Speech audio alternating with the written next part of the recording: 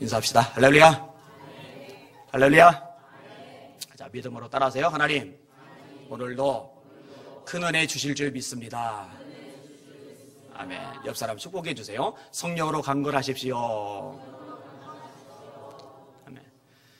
아멘. 성경에 보면은요, 저와 여러분을 가리켜서 그리스도의 편지다 또는 그리스도의 향기다 이런 표현을 씁니다. 편지라는 말은 저를 보면서 예수님을 읽는 거예요.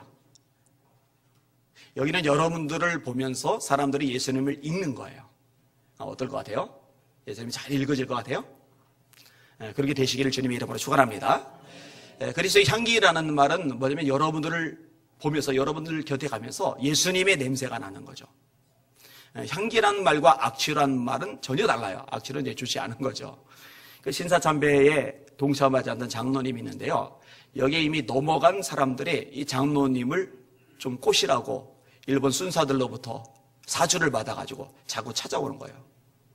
나는 그런 거 안 한다. 하나님을 거역하는 거고 죄진 거라 절대 안 한다. 그런데도 자꾸 찾아오니까요. 이 장로님이 이렇게 말했답니다. 내가 얼마나 신앙생활을 똑바로 못하고 썩은 냄새를 풍기면 이렇게 똥파리들이 찾아오냐고. 그러면서 엉엉 통곡하며 울었답니다. 내가 악취를 풍기니까 이렇게 똥파리들이 달라붙는 거 아니냐고. 참 대단한 분이라고 생각이 들어요. 여기는 여러분들은 악취, 썩은 내가 아니라 향기를 풍기실 수 있기를 주님의 이름으로 축원합니다. 예수님께 성경으로 보면 장미향보다 백합향보다 더 고운 향을 풍기는 성도들이 되면 좋겠어요. 오늘 본문의 내용은요, 예수 믿는 사람들이 어떻게 살아가야 할지를 명확하게 말을 해줍니다. 이런 대로만 살면은 예수님의 편지로 부족함이 없을 거예요. 이런 대로만 살면은 예수님의 향기로 부족함이 없을 거예요. 이 내용이 꽤 많기 때문에 오늘 다 못 다루고 지금 다룰 거고 나머지 부분은 저녁에 다룰 거고 저녁에도 다 못 다루면은 한 번 더 본문의 내용을 가지고 말씀을 전하려고 합니다. 자, 오늘 본문의 내용을 요 순서대로는 아니고 좀 뒤섞였습니다만 하나씩 생각을 해볼 겁니다. 오늘 설교 제목 따라합시다. 예수 믿는 사람은 이렇게 살아간다. 한 번 더요. 예수 믿는 사람은 이렇게 살아간다.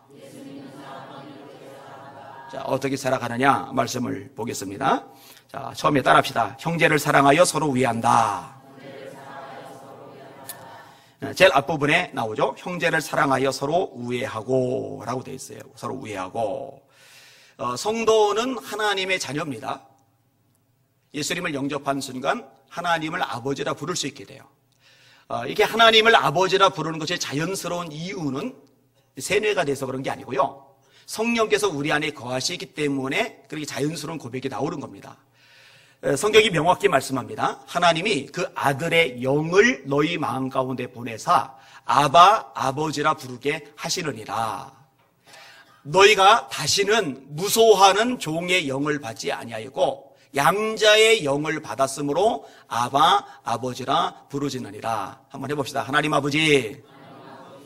전혀 어색하지 않고 자연스러우시면 아멘. 왜냐? 성령께서 아바 아버지라 부르게 하시는 거예요. 요한복음 1장 12절 영접하는 자 곧 그 이름을 믿는 자들에게는 하나님의 자녀가 되는 권세를 주셨으니. 여러분 대단한 어떤 인물이 있는데 그 인물의 자녀가 되는 거 아무나 못 돼요. 그 인물에게서 태어나든지 그 인물의 법적으로 양육해가지고 아들 고난을 주든지 하나님의 자녀가 되는 것도 마찬가지거든요. 그 권세란 말이에요. 권세. 그런데 누구에게 그 권세를 주셨느냐? 다시요. 영접하는 자, 곧 그 이름을 믿는 자들에게는 하나님의 자녀가 되는 권세를 주셨으니. 예수 믿는 사람, 예수님을 영접한 사람에게 하나님의 자녀가 되는 권세를 주신 거예요. 그러면은 한 분 하나님을 아버지로 둔 우리들은 어떻게 되느냐? 서로 형제가 되는 거예요. 제가 낳은 아들들이 둘이에요. 하나는 효빈이고 하나는 효원입니다. 이 둘은 형제입니다. 왜냐하면 둘 다 아버지를 같이 두고 있으니까. 하나님 아버지를 같이 두고 있는 모든 사람들은 형제다라고 말할 수가 있는 거죠.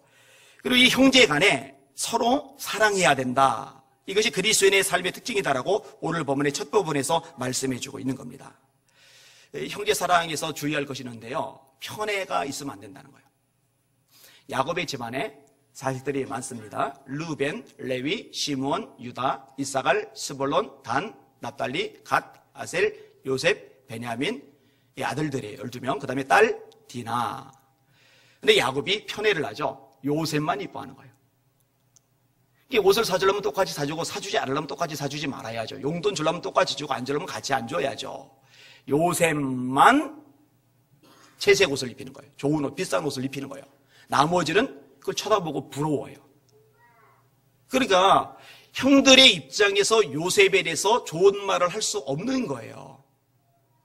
잘못한 거잖아요. 그죠? 자, 아버지도 그래야 되겠지만 형제들끼리도 그래요. 형제가 12인데 패가 갈려가지고 이쪽 배, 저쪽 배, 저쪽 그쪽 배 해가지고 막 갈려가지고 으르렁거리면 되겠어요? 여러분 교회에도 마찬가지입니다. 한 형제라는 얘기는 패 갈리면 안 돼요. 골고루 친해야 돼요. 골고루 어울릴 수 있어야 돼요. 여러분 그럴 수 있기를 주님의 이름으로 축원합니다.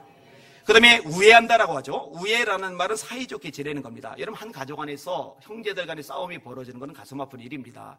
이거는 교회에도 마찬가지예요. 성도들끼리 투닥거리고 막힌 담 쌓고 언쟁을 높이는 거는요, 형제들끼리 싸우는 것하고 똑같아요. 왜냐면 하나님이 우리 아버지시니까. 그런데요, 사이좋게 지내려면 자신만이 아니라 교회 전체를 생각할 수 있어야 합니다.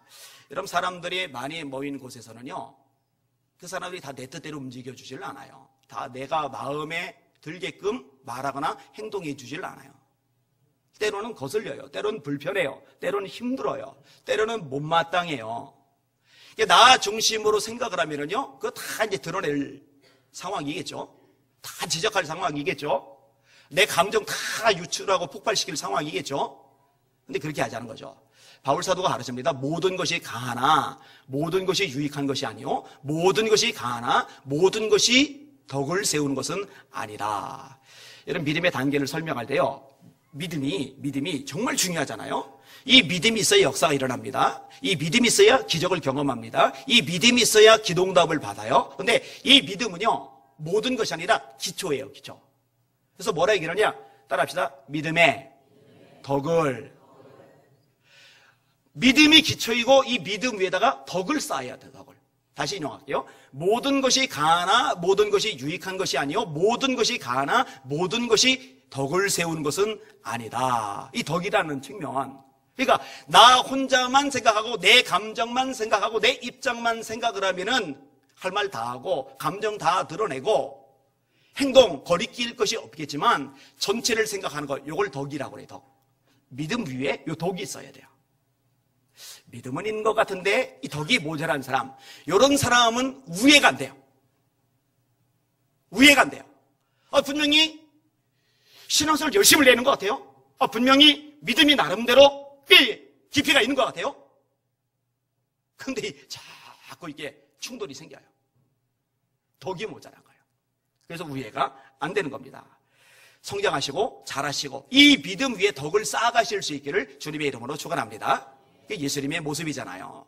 예수님은요, 그 목소리를 높이시지를 않으셨어요.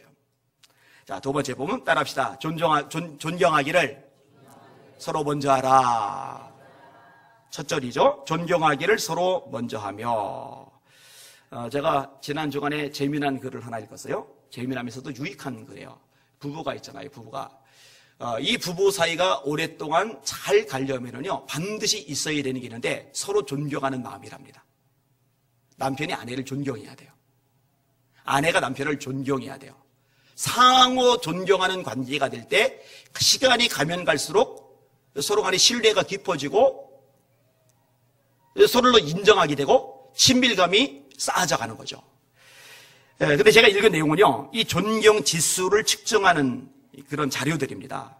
각 항목이 이제 3개씩 있는데 1번은 1점, 2번은 4점, 3번은 7점. 그래서 이 점수를 다 합한 다음에 65점 이상이 나오면은 서로의 존경하는 지수가 굉장히 높은 수준이 있는 가정이고 부부이고, 45점에서 64점까지는 그래도 참 괜찮은 서로 존경이 이루어지는 그런 가정 부부이고, 45점 이하가 나오면은 서로 존경하는 것이 거의 깨져 있는, 그래서 관계가 참 어려운 그런 부부, 그런 가정이에요. 제가 몇 가지 인용을 한번 해볼게. 들어보세요. 나의 배우자는 나와 이야기를 나눌 때 1. 자기 이야기를 더 많이 하는 편이다. 1점. 그런 대로 잘 들어준다. 4점. 열심히 귀 기울여 듣고 자기 의견을 이야기한다. 7점. 어때요, 여러분? 나의 배우자는 내가 쓴 돈에 대해, 여러분이 돈을 썼는데 그 쓴 돈에 대해서 어떻게 반응하느냐요? 1번, 꼬치꼬치 캐묻는다. 가계부나 영수증을 확인하기도 한다. 1점. 취하죠? 가끔 확인해 보기도 하지만 그다지 의심하지 않는 편이다. 4점. 100% 신뢰하고 인정한다. 7점. 어때요? 나의 배우자는 나의 실수에 대해 실수를 저질렀어요. 이때 1점. 또 실수했구나. 언제 철드는데? 이런 식의 태도를 취한다. 4점. 그럴 수도 있지 라는 태도를 취한다. 7점. 나 같아도 실수했겠다. 7점. 굉장히 잘 만들었어요, 자료를. MBTI 감사 같은 것도 이런 식으로 이렇게 다 작성을 해가지고 그걸 통계를 내서 성격 측정을 하는데 굉장히 정확하잖아요. 이게 연구를 오랫동안 해서 만든 거거든요. 나의 배우자는 아이들 앞에서 나의 단점에 대해 1점. 제가 잘못했어요. 문제가 있어요. 아이들 앞에서 하는 거예요. 1점 뭐냐? 험담뿐만 아니라 공격도 서심없이 한다. 찬스를 만난 거예요. 애들 앞에서 남편을 한바탕 해치울 수 있는 계기가 생긴 거죠. 1점. 4점. 없는 것은 아니나 될 수 있으면 피하려고 한다. 아이들 앞에서 험담할 때 드물게는 있는 거예요. 근데 가급적 안 하는 거예요. 그 4점.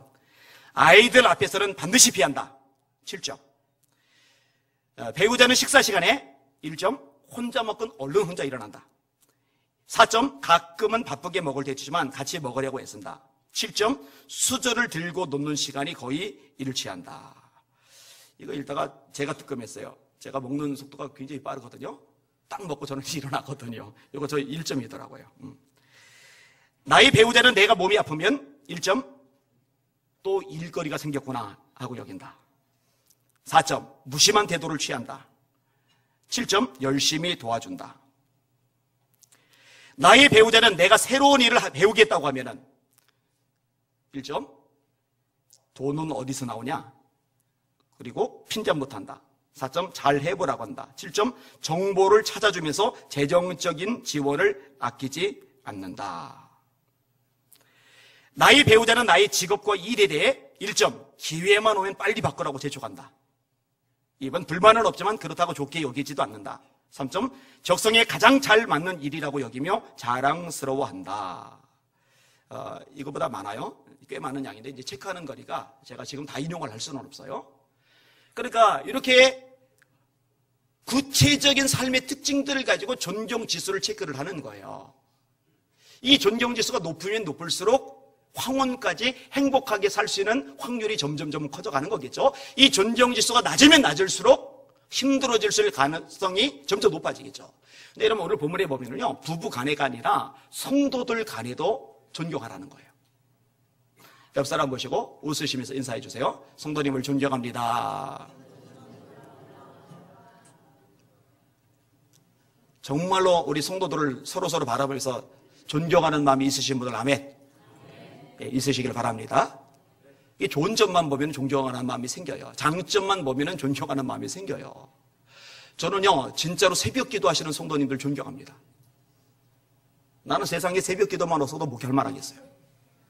와, 지금 담임 목사가 된 지가 몇 년인데 지금도 새벽 기도 너무 힘들어 죽겠어요. 정말. 너무 힘들어요. 그런데 목회자도 아닌데 와서 새벽 기도하니까 얼마나 존경스러워요? 이런 식으로 따지기 시작하면요, 목사 입장에서도 존경할 수 있는 성도들이 많아요. 저보다 전도를 더 잘하는 성도들 있어요. 저보다 선교하는 일에 더 열심히 내는 성도들 있어요. 하나씩 뜯어보는 거예요. 솔직히 말해서 저보다 성품 더 좋은 성도들 있는 게 아니라 많아요. 저보다 참을성 많은 사람들 있어요. 여러분들 주변을 돌아보려도 이런 경우가 얼마든지 있을 수 있거든요. 존경하실 수 있기를 주님의 이름으로 축원합니다. 근데 본문에 뭐라고 얘기하느냐? 존경하기를 먼저 하라는 거예요. 먼저. 상대방이 나를 존경하기 전에, 상대방이 나를 인정하기 전에, 상대방이 나를 대접해 주기 전에 내가 먼저 상대방을 존경하는 거예요. 훌륭하다고 생각해 주는 거예요. 중심으로부터. 빌립보서 2장에는 이렇게 말씀합니다. 따라합시다. 각각 자기보다 남을 낮게 여기고, 그 낮게 여기고 할 때 그 받침이 시옷이라고 그랬어요. 지읒이 아닙니다. 자기보다 남을 낮게 여기고, 낮게 여기고가 아니고 낮게 여기고. 둘러보면서요, 죄다 나만 못한 것들만 모였다 생각이 드는 사람은요, 신앙의 ABCD가, 신앙의 기억, 니은, 디귿이 지금 안 되는 거예요. 자기가 수준이 높아서 신앙이 아주 뛰어나서 남들이 나만 못하게 보이는 게 아니라 내가 영적으로 교만하기 때문에, 영적으로 좀 문제가 있기 때문에 죄다 나만 못하게 보이는 거예요. 정말 영적으로 수준이 있는 사람은요, 그렇게 안 봐요. 자기보다 낮게 보죠. 자기보다 훌륭하다고 생각하죠. 여러분, 바리새인들은요, 사람들이 볼 때는 신앙이 좋아 보이지만 만왕의 왕, 만주의 주신 예수님이 보실 때는 신앙이 엉망이에요. 이 바리새인들은요, 죄다 자기만 못한 것들 투성인 거예요. 그냥 죄다 정죄하고 비판하고 손가락으로 왜 그 모양이야? 요거밖에 없어요. 요거. 여러분, 마태, 마가, 누가, 요한, 사복음서 읽어보세요. 죄다 자기만 못한 그런 사람들 뿐이죠. 그 신앙이 없는 거예요. 그거는요. 서로 존경할 수 있는 여러분들 되시기를 주님의 이름으로 축원합니다. 그게 주님 닮은 모습이에요. 자, 세 번째 법은 따라합시다. 열심히 주를 섬기라. 11절은 같이 읽을게요. 시작. 부지런하여 게으르지 말고 열심을 품고 주를 섬기라. 아주 구체적으로 얘기하는데 게으르지 말래요. 부지런하래요. 여러분, 하나님이요, 게으른 사람 싫어하십니다. 게으른 사람 싫어하세요. 하나님 부지런한 사람 이뻐하십니다. 여러분, 달란트 비유에서 바깥 어두운 데 쫓겨나는 종 있잖아요. 한 달란트 받은 종, 땅에 묻어둔 종. 이 한 달란트 받은 종에게 주님이 뭐라고 말씀하세요? 악하고 게으른 종아, 악하고 게으른 종아. 잠언에 재미나는 말씀이 있잖아요. 부지런한 사람, 게으른 사람 구분을 하잖아요. 게으른 사람은요, 눈에 연기 같은 사람이래요. 이빨에 식초 같은 사람이래요. 이빨의 식초, 눈의 연기는 공통점이 있는데 인상을 찌푸리게 만들어요. 연기가 막 들어갔는데 눈 크게 뜨고서 연기 들여다보는 사람 있어요? 식초를 쫙 퍼먹으면서 어우, 달짝지근한 맛. 정신 나간 거죠. 혓바닥 미각에 문제가 생긴 거죠. 시잖아요. 눈살아리 눈 감잖아요. 게으른 사람이 하나님 보시기에 그런 거예요. 예수님이 부르신 사람들은요, 하나같이 일하는 사람들입니다. 부지런해요. 마가복음 1장입니다. 갈릴리 해변으로 지나가시다가 시몬과 그 형제 안드레가 바다에 금을 던지는 것을 보시니 그들은 어부라. 예수께서 이르시되 나를 따라오라. 바다에 금을 던지고 있어요. 뭐 직업이 고상한 직업은 아니에요. 높은 직업도 아니에요. 뭐 삐까뻔쩍한 연봉이 뭐 대단한 그런 직업이 아니에요. 그냥 물고기 잡는 소박한 직업이에요.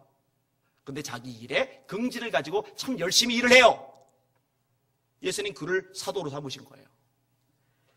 조금 더 가시다가 세베대의 아들 야고보와 그 형제 요한을 보시니 그들도 배에 있어 그물을 깁는데 이 그물 계속 사용하다 보면은 이렇게 풀어지기도 하고 끊어지기도 하잖아요. 그 깁어야 물고기를 잡잖아요. 에이구, 남들은 비단 옷 입고 다니는 데는 비단 옷은 둘째치고 이 그물 따위나 깁고 있으니 그러질 않아요. 열심히 그걸 깁어요. 그거 하고 있을 때 예수님이 부르시잖아요. 곧 부르시니 그 아버지 세베대를 품꾼들과 함께 버려두고 예수를 따라가니라. 마태도 마찬가지예요. 일개 세리였지만 손가락질 당하고 멸시당하고 인간 말종 취급당하는 세리, 매국노 취급당하는 세리였지만 일단 자기에게 주어진 일이기 때문에 그 일에 최선을 다하고 있을 때 예수님이 나를 따라오라 부르신 거예요. 여러분들이 지금 하고 있는 일이 때로 마음에 안 들 수 있어요. 불편할 수 있어요. 나는 왜 이런 걸 하고 있을까라는 어떤 자격지심 같은 것들이 생길 수도 있어요. 근데 여러분, 그러지 마세요. 저는 요셉을 종종 묵상을 하는데 요셉이 노예살이를 하잖아요. 나중에 노예살이도 모자라서 감옥에서 다른 죄수들 뒷바라지 그거나 하고 있잖아요. 야, 내가 이깟 일이나 하고 있다니 내 인생 이건 허비다. 내 인생은 낭비다. 여러분, 요셉이 그렇게 생각했다면요, 요셉의 인생은 하나님의 복을 받을 수 있는 인생이 못 돼요. 노예살이지만 최선 다하는 거예요. 감옥살이지만 거기서도 최선 다하는 거예요. 골로새서 3장입니다. 종들 보고 하는 말이에요. 종들은 마당 쓰는 일, 청소하는 일, 심부름하는 일, 온갖 잡동사니 구질구질한 일 다 하거든요. 그 종들 보고 바울 사도가 가르치는 거예요. 그 종들 중에 예수 믿는 신자 보고 가르치는 거예요. 무슨 일을 하든지 마음을 다하여 마음을 다하여 마음을 쏟아야 돼요. 건성을 하지 말아요. 마음을 다하여 주께 하듯 하고 사람에게 하듯 하지 말라. 이는 유업의 상을 주께 받을 줄 알미니 너희는 주 그리스도를 섬기느니라. 할렐루야. 마음을 다하여 전력을 다하는 거예요. 이 마음을 다하여라는 표현이 어디서 왔느냐? 하나님을 사랑하는 첫 번째 계명, 마음을 다하고 성품을 다하고 힘을 다하고 뜻을 다하여 주 너의 하나님을 사랑하라. 이것이 크고 첫째 되는 계명이니 이제 마음을 다하여라는 말이 나오는데, 이 마음을 다한다는 말이 놀랍게 종들이, 노예들이 하찮은 일을 하는데 바로 그 일에 마음을 다해서 하라는 거예요. 하나님의 말씀이 참 놀랍습니다. 놀라워요. 여러분, 여러분이 하고 있는 일에 게으르지 마시고 부지런하시기를 바랍니다. 뺀질거리지 마시고 성실하실 수 있기를 주님의 이름으로 축원합니다. 자, 그런데요, 일상사 속에서도 그렇지만 하나님의 일을 할 때, 주를 섬길 때도 역시 부지런하셔야 돼요. 게으르지 않은 여러분들이 되시기를 바랍니다. 계시록에 7개 교회가 나와요. 그중에 라오디게아 교회, 많은 성서학자들은요, 이게 마지막 시대의 교회다 이렇게 해석하기도 해요. 이 마지막 교회라고 일컬어지는, 그렇게 해석하기도 하는 라오디게아 특징이 뭐죠? 뜨뜻미지근한 하나입니다. 뜨뜻미지근한 거예요. 주님이 말씀하십니다. 네가 이렇게 미지근하여 차지도 않고 더웁지도 아니하니 내 입에서 너를 토하여 내시리라. 그 앞절에 네가 차든지 더웁든지 하기를 원한다.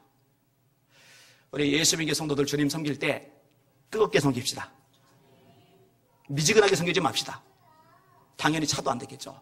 여러분, 근데요, 그 마지막 교회를 말하는 거다라는 것이 자꾸 설득력 있게 다가오는 게, 저는 이제 100% 다 받아들이진 않아요. 근데 어느 정도 설득력도 있다고 느껴지는 부분이 있는 게 뭐냐면은, 현대 교인들의 신앙 양태가요, 미지근해요. 여러분, 기도 생활을 보세요. 정말 뜨겁게 기도한 사람 몇 명이나 되나? 누가복음 18장 그 기도 내용이에요. 항상 기도하고 낙심하지 말아야 할 것을 비유로 하여 가르치다 1절이거든요. 그 비유의 결론이 뭐냐? 인자가 세상에 올 때에 세상에서 믿음을 보겠느냐. 그렇게 뜨겁게 기도하는 사람은 보기 힘들다는 거잖아요. 현대인들의 예배 드리는 태도, 뜨겁게 예배하는 사람 얼마나 될까? 1시간 반 걸어와서 예배 드리고 그냥 온종일 저녁 늦게까지 예배 다 드리고, 근데 그런 사람들이 밑바닥에서 진짜 장사하면서 막 힘들게 막 전날 막 새벽까지 일하고 와가지고 그렇게 예배를 드리고, 봉사하는데 뜨거운가? 봉사도 별로 안 뜨겁고, 전도하는데 뜨거운가? 아니, 전도하는데도 사실은 열정이 별로 없고. 적어도 우리 예수 믿는 교회에는 좀 열정이 있었으면 좋겠어요. 예배도, 기도도, 봉사도, 전도도, 하나님의 말씀을 순종하는 일이 있어도 열정을 내는 저와 여러분들 되시기를 주님의 이름으로 축원합니다. 라오디게아 교회를 향해서요, 주님께서 책망의 말씀을 하셔요. 안약을 사서 눈에 발라 보게 하라. 옷을 사서 입어라. 왜냐면 벌거벗었거든요, 영적으로. 그러면서 결론적으로 주시는 말씀이 뭐냐면은, 그러므로 네가 열심을 내라. 그러므로 네가 열심을 내라. 결론이 뭐냐? 열심 내라, 열심 내라. 우리 예수님의 성도들 열심 냅시다. 좀 뜨겁게 열심히 냅시다. 열심 내서 예배하고, 열심 내서 기도하고, 열심 내서 봉사하고, 열심 내서 전도합시다. 할렐루야. 그러므로 네가 열심을 내라. 그러므로 네가 열심을 내라. 열심을 품고 주를 섬기라. 오늘 본문의 내용은. 자, 네 번째 부분입니다. 따라합시다. 소망 중에 즐거워하라. 소망 중에 즐거워하며 라고 되어 있죠. 소망은요, 예수 믿는 사람들에게 굉장히 중요한 특징입니다. 여러분, 방언 그칩니다. 지식 그칩니다. 예언 정말 좋은 거예요. 고린도서 14장 예언하기를 기도하라고 되어 있죠. 근데 예언도 중단이 됩니다.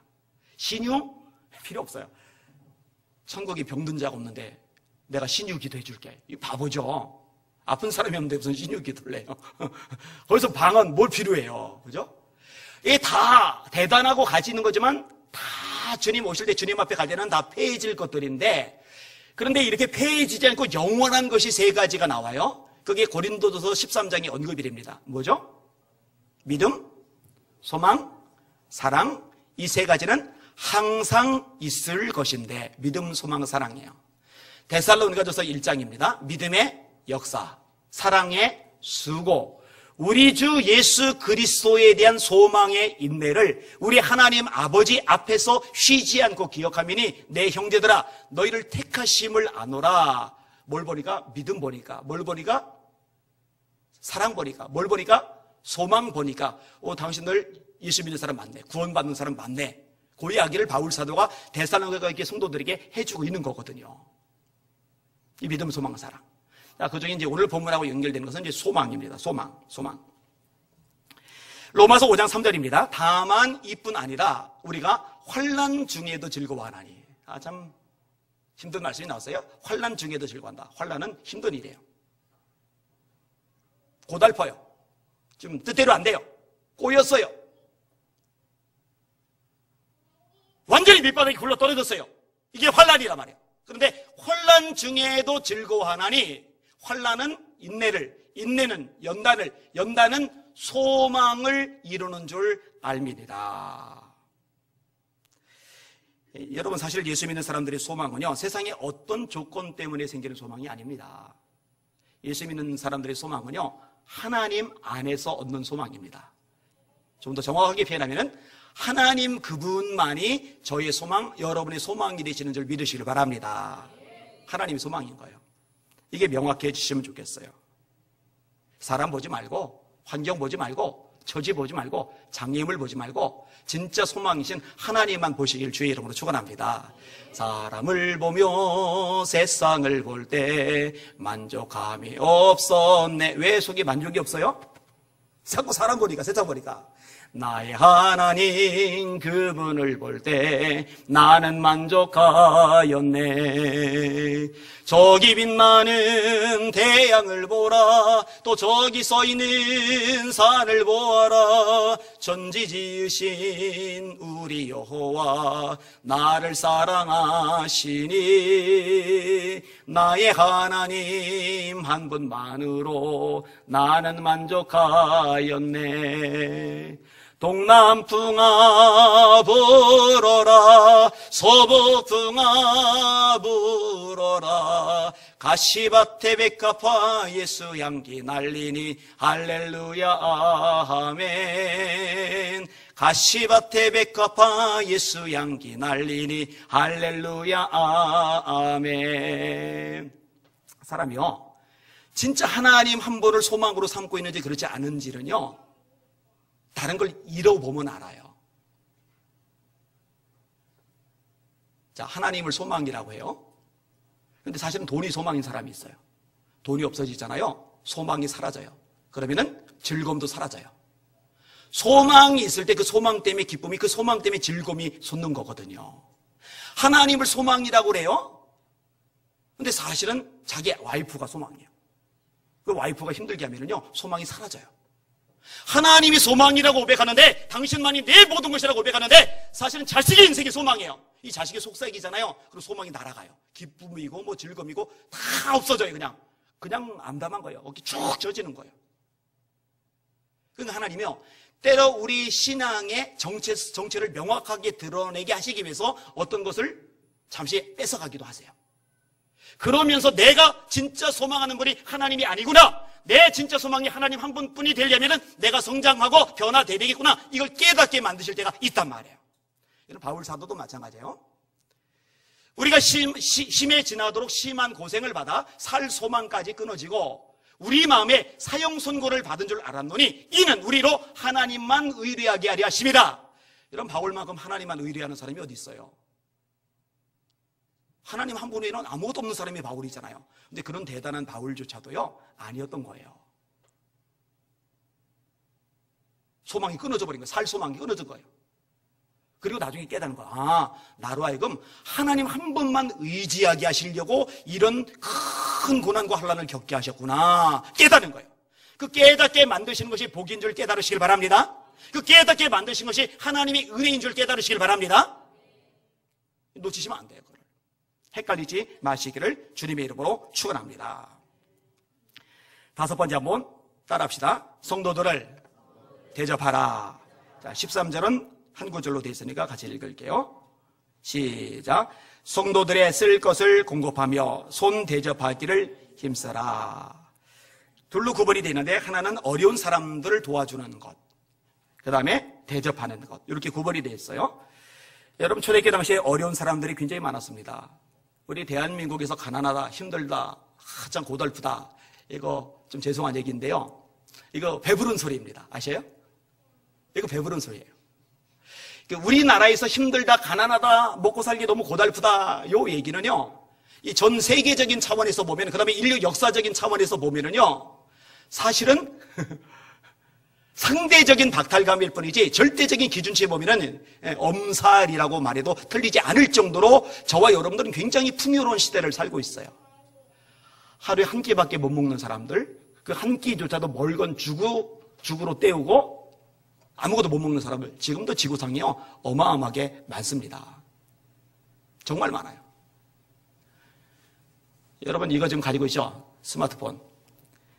징글맞게 가난하고 징글맞게 못 사는 우리 성도들 일을 하더라도, 우리 교인 중에서 제일 못 사는 성도들 일을 하더라도 이건 가지고 있어요.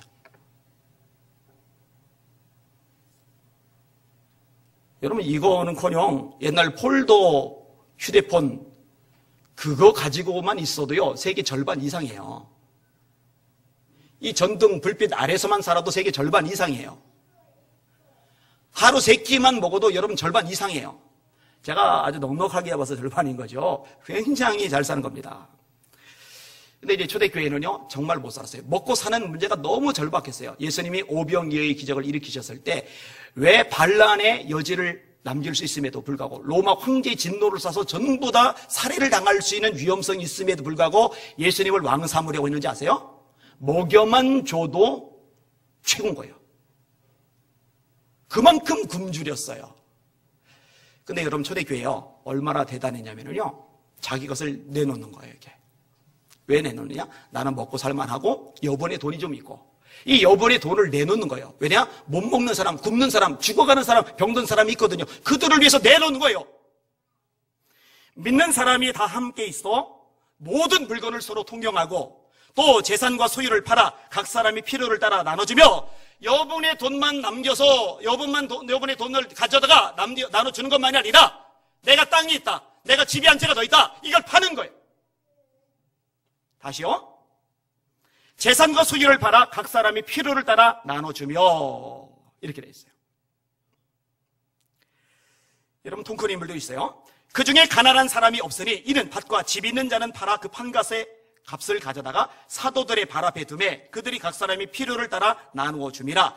구브로에서 난 레위족 사람이 있으니 이름은 요셉이라. 사도들이 일컬어 바나바라 하니 그가 밭이 있음에 팔아 그 값을 가지고 사도들의 발 앞에 두니라. 이 바나바는 땅이 꽤 많아요. 돈이 좀 있는 사람이에요. 근데 상당한 액수의 땅을 팔아서 사도들이 그냥 내놓은 거예요. 왜 내놓느냐? 사도님들 이거 갖다가 가난한 사람들, 굶어 죽는 사람들 좀 나눠주세요, 그런 거예요. 이게 초대교회예요. 예수님 닮았죠. 살아있는 교회죠. 브라이언 버니라는 분의 기사를 읽었어요. 이분이 자수성가한 사람의 대명사급이더라고요. 15살 때 학교 그만뒀어요. 일찌감치 돈벌이에 나섭니다. 건설, 석유화학, 인력주선업체 등을 운영합니다. 근데 성공을 했어요.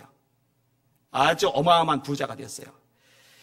이분이 사들인 집이요, 저쪽에서 지금 짓고 있는 롯데캐슬 따위가 아니에요. 그 정도 차원이 아니에요. 이분이 사들인 개인 집이, 개인 주택이 얼마짜리냐? 272억짜리. 그런데 후에요, 가난한 사람들을 위해서 나누기 시작을 하는데요, 272억짜리 집을 팔아서 다 기부하고 나눠주고 본인은 임대주택으로 들어갔어요. 그뿐만이 아니에요. 고급 호텔을 가지고 있어요. 호텔의 오너예요. 이 고급 호텔을요 통째로 또 내놨어요. 그 판돈으로 암 수술을 받는데, 암 수술 받다가 비용이 딸려서 수술도 치료도 약값도 지불하지 못하는 사람들을 위해서 써주세요 하고. 왜 그랬느냐? 본인의 아내가 암이었거든요. 암 때문에 고생하는 사람 보니까 가슴이 아파요. 자기 아내가 암 때문에 힘겨워하는 것을 보면서 가슴이 아파요. 근데 자기는 돈이라도 어마어마하게 많으니까 다 내주지만, 이렇게 힘든데 돈조차 없는 사람들 얼마나 고달플까. 그래서 고급 호텔을 통째로 내는 거예요. 이번 했던 말 제가 몇 가지만 인용할게요. 빈손으로 태어났으니 죽을 때도 빈손으로 가는 것이 옳다고 생각한다. 한때 암으로 고통스러워했던 아내를 본 뒤 같은 병으로 고생하는 사람들을 돕고 싶었다. 나에게는 이미 편안한 집과 아이들을 위한 재산이 있다. 성공한 만큼 돌려주고 싶다. 대부분의 사람들은 돈이 가장 중요하다고 생각하지만 나는 그렇지 않다. 나는 이것들을 모두 포기하고 다른 사람들을 위해 무언가를 하고 싶었다. 제가 그때 뒤져보는데 이 버니라는 사람이 예수 믿는 사람인지 아닌지를 제가 찾을 길이 없었어요. 안 믿는 사람일 가능성도 높아요. 적어도 우리 예수 믿는 사람은 마인드만이라도, 이 사람만큼 재벌은 아니지만 마인드만이라도 이 사람의 이상의 마인드를 가져야죠. 그건 성경이 말씀하고 있잖아요. 여러분들 너무 큰 거, 대단한 거, 엄청난 거 보면서 상대적인 박탈감을 느끼면서 내 꼴 이게 뭐냐 그러지 마시고, 여러분들보다 훨씬 못하고 힘들고 가난하고 고통 속에 사는 사람들 보시면서 그들을 위해서 손을 펴실 수 있기를 주님의 이름으로 축원합니다. 선교사님들 얼마나 고생해요. 50도 넘는데 에어컨 없이 지내면 얼마나 힘들겠어요.